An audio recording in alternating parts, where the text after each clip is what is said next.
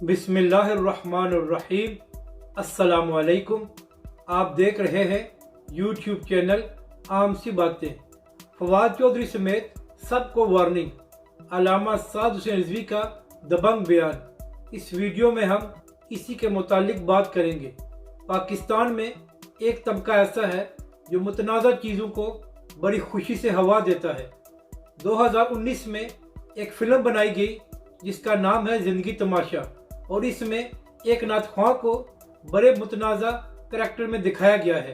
और यही वजह है कि जब 2019 में इसकी रिलीज़ का वक्त आया तो अल्लामा खादिम हुसैन रिजवी अलैहिर्रहमा समेत तमाम उलमाए कराम ने इसकी मुखालफत की, जिसके बाद हुकूमत ने फैसला किया कि इस फिल्म को रिलीज़ नहीं किया जाएगा। मगर एक बार फिर खबरें आ रही हैं कि मार्च 2022 में इस फिल्म को दोबारा रिलीज़ किया जा रहा है।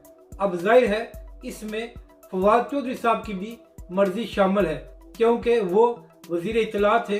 ये फिल्म और ड्रामा सब कुछ उन्हीं के अंडर आता है। तो इसी हवाले से तहरीक लब्बैक के सरबराह अल्लामा साद हुसैन रिजवी ने एक अहम बयान जारी किया है, और उन्होंने कहा है कि जो लोग ज़िंदगी तमाशा रिलीज़ करने की बातें कर रहे हैं, यह ना हो कि उनका अपना ही तमाशा बन जाए।